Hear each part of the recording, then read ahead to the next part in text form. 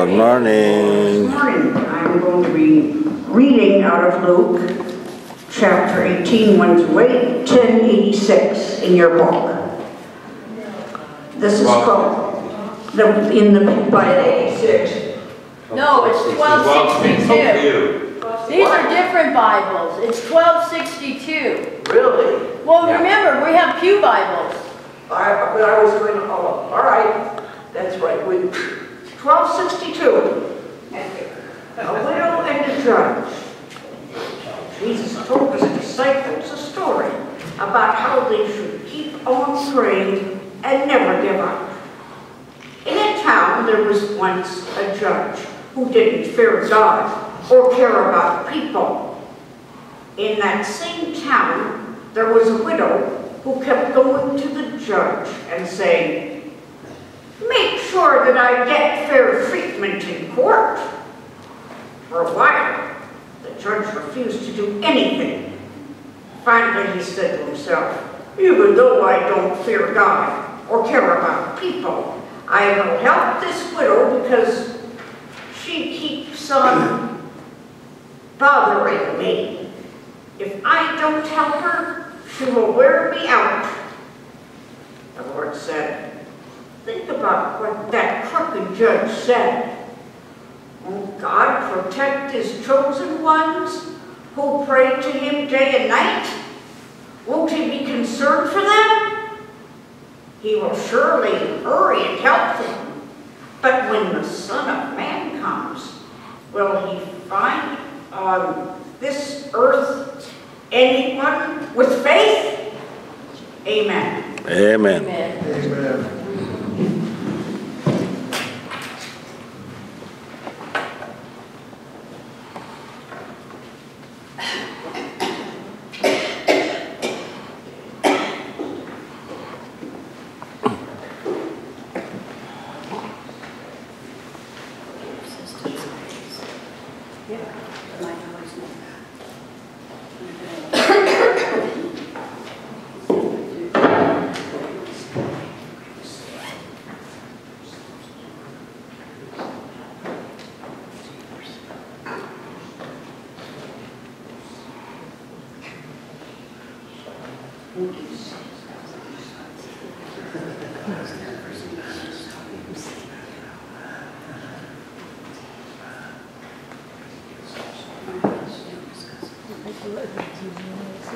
I see I dropped something.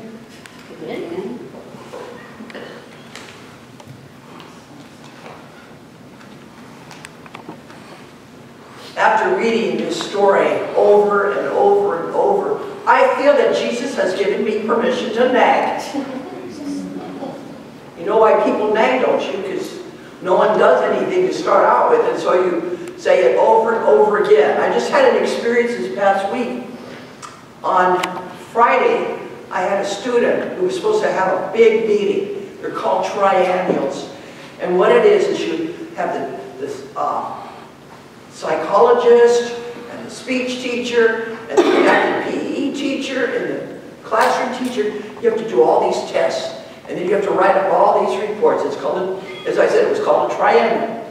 And I had the father of this boy sign a notice that he would be there. And so, fine. And so I told one of my aides, who was sort of my translator, "Would you please call the dad?" This was on Monday. Just remind him. Fine, Dad said, everything's fine.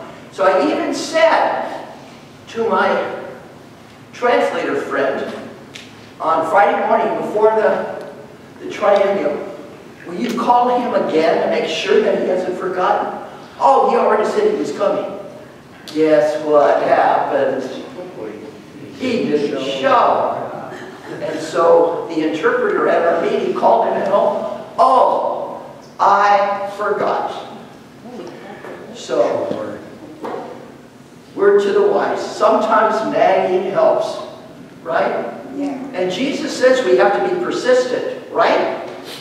So, yeah, and I do that a lot with my faith organization, the AIAG, the Interfaith Action Group. Oh, my colleagues, and they're pastors, they should know better. Oh, I have to call them, I have to email, I have to make make sure that they show up and do what they're supposed to. We're having a forum this Thursday. The forum is at a church where the pastor supposedly organized everything. And just on Friday, he called me and said, "Oh, will you get somebody from the police department?" I said, "I thought you were going to do that."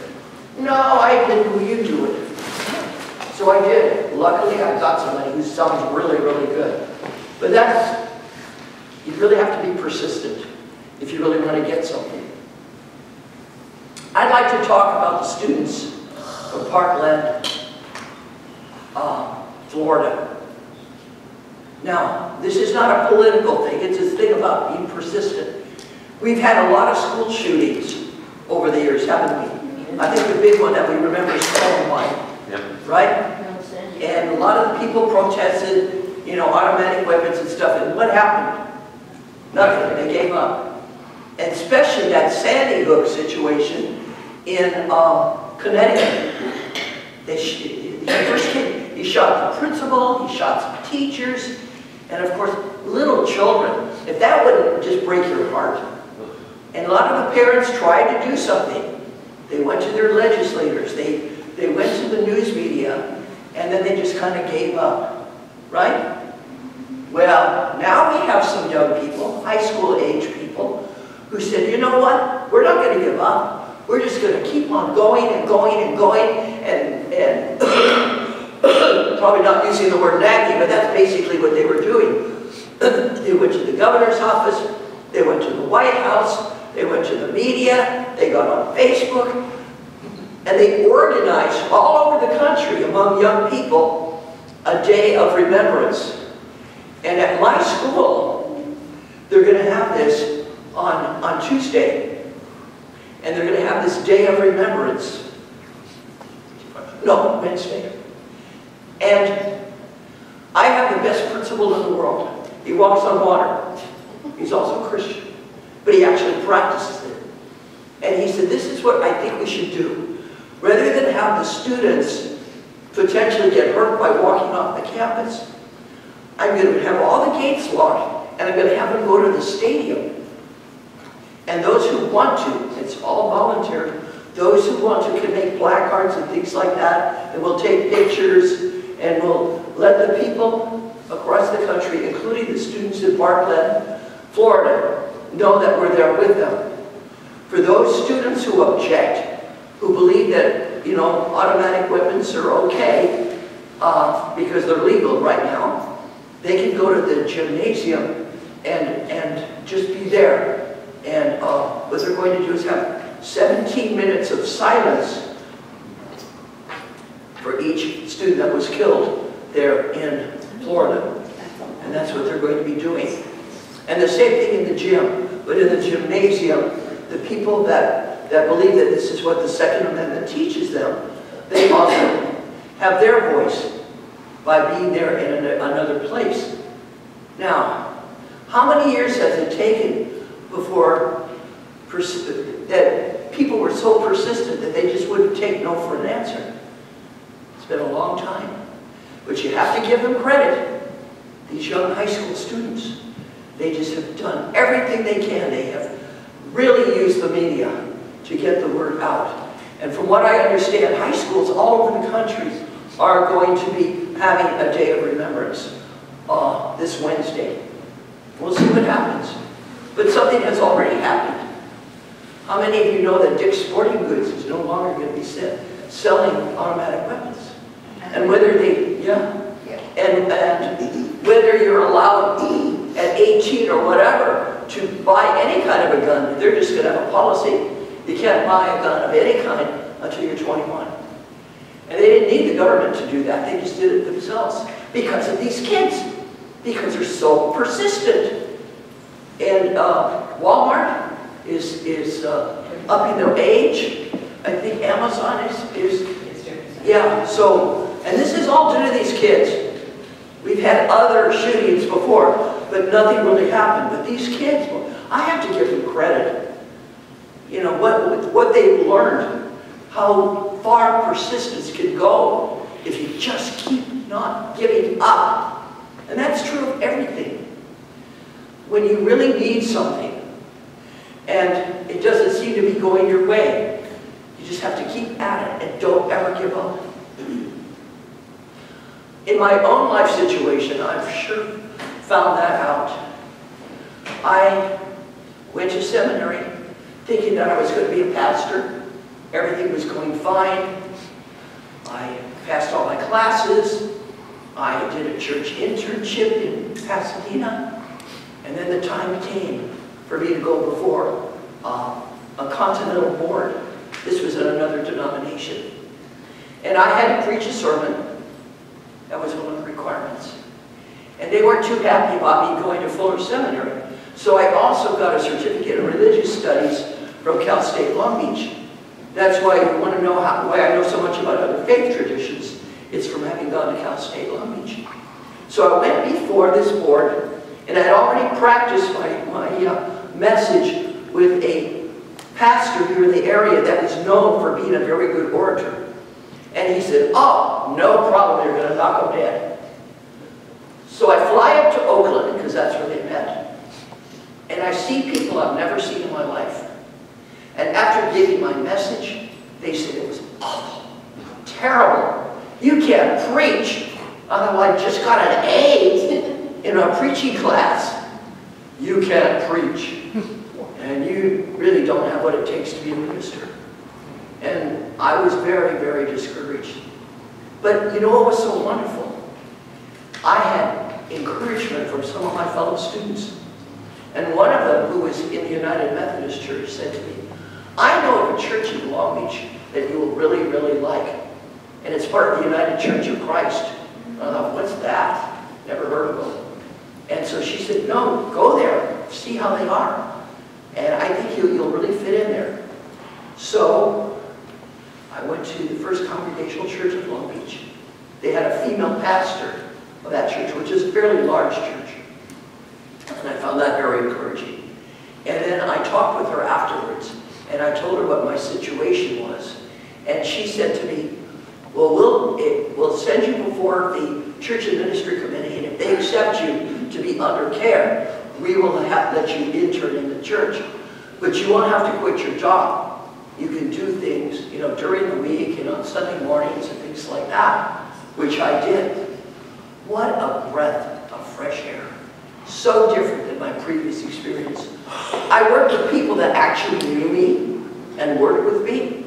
And by the end of my 1 year there, I had to go and do an internship all over again. I actually knew the people on that committee. And they told me that I was ready to go before the committee of all the different churches in the area to speak to them. And so I did. I passed. And the thing that was kind of difficult is that I had already been called here to Arcadia, but I hadn't even yet passed the committee that decides whether or not they're going to even have you be ordained. And it wasn't easy. Times have changed. It just shows how things have changed. A lot of the members of this committee were from the Samoan Islands. And they have a much different attitude now than they did then. First of all, then, no female pastors. Bad, bad, bad, bad. We can't preach. Our voices are too soft, right? They're too soft, so we can't preach, so no female pastors. So they were the ones that quizzed me the most. They were not so sure about me, and they weren't so sure about the pastor who was the head of our church. But they wanted to know about my theology of Jesus. Was he the Son of God? I said, "Sure. But I believe that all of you are the sons and daughters of God." Oh, shock. Because I think we're all children of God, really. I don't mean in a biological sense. Well, yeah. God created the earth. Everything there's nothing in our body that is not on the earth, right? You don't need, am I right there, Judy? Yeah, because she's the nurse here I have to defer to. There's nothing foreign in here that doesn't come out of the earth, right? So that's the way I explained it. I think maybe they felt good about being called the sons of God. So anyway, I passed, and then I came here, and the rest is history. But it makes a real difference, and I know this, by being persistent.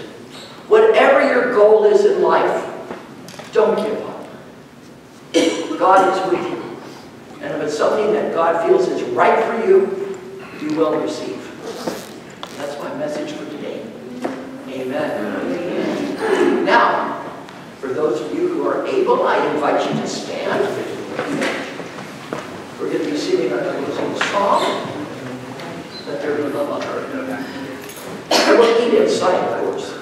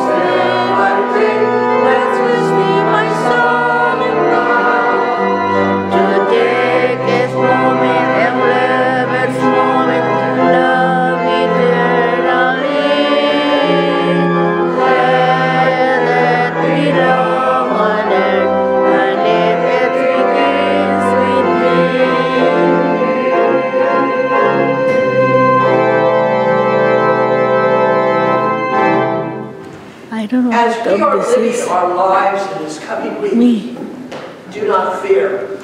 Knock at that door, and it will be opened and received and blessed, because we are the children of God, who loves us dearly and will never, ever leave our side. Amen.